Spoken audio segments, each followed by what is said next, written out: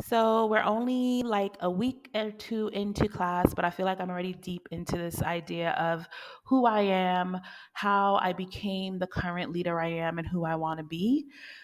I think a lot about the little girl on the left who was on a lot of stages and community spaces and churches and, singing and speaking at a really early age.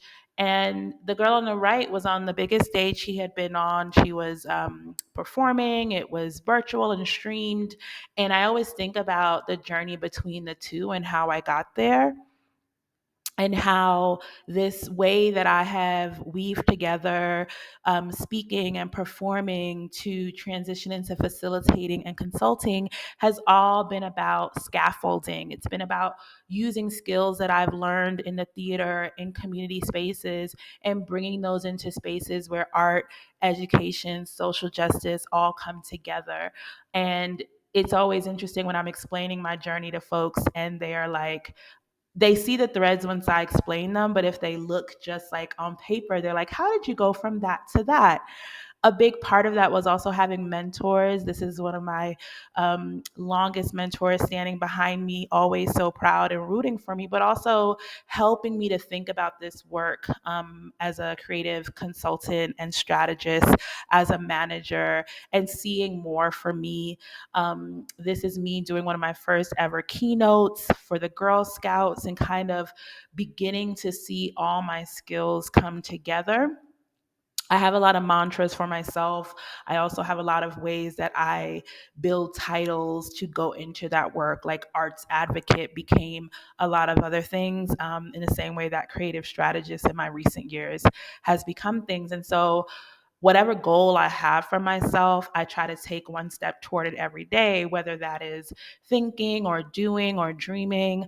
I was in the space on the right, again, learning how to put together my teacher and actor skills.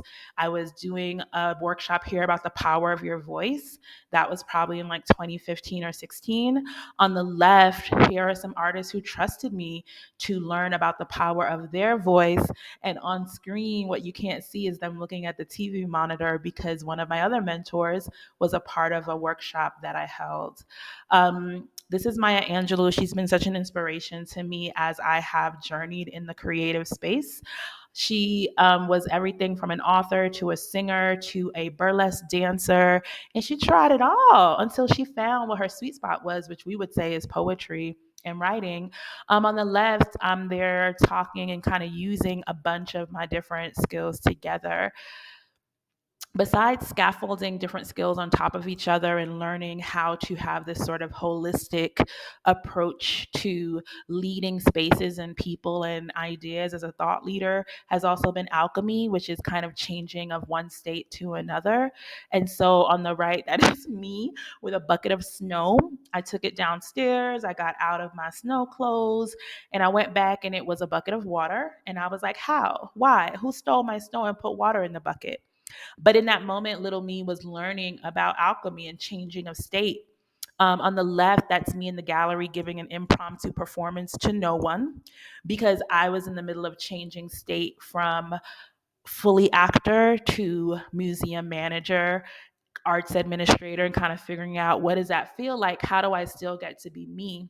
Um, I just kept trying things. I kept finding ways to weave this world together. Another way Maya shows up in my work is this quote that says, you can't run out of creativity. The more you use it, the more you have. And I fought with that quote because here in all of these images, I'm trying to make a life as a full time creative. I'm trying all these different things. I'm exhausted.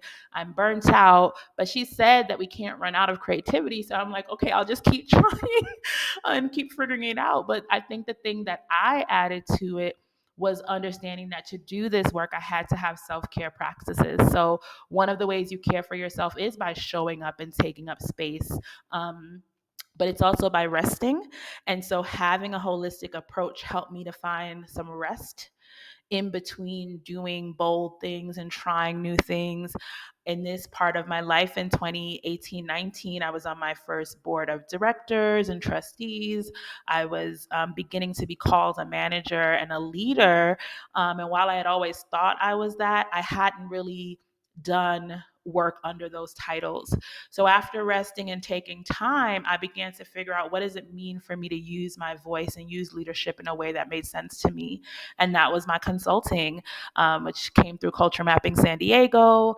And I'm giving space for creatives to talk about how they create equitable space. And I began to feel what it was like to just sort of play in my power and think about it. So as I'm in this class, I'm thinking about where we're going. This was a time where creative has created a residency for artists, and I want to do more of that. I'm figuring out how to finally get this master's done after it being on hold in 2009. And what does it mean to juggle? What does it mean to really put my thinking cap on? I see myself in the future, being a lecturer, teaching in spaces, touring with things that I end up writing and publishing, having a space for artists to come and do some of the same things I've worked on. I'm always putting these two pieces together, the consultant and the performer, the consultant and the creative. And I'm now in Santa Fe where I get to kind of do all of that and see a whole other part of the world. So this is me. This is my journey. I'm excited to do it with us all.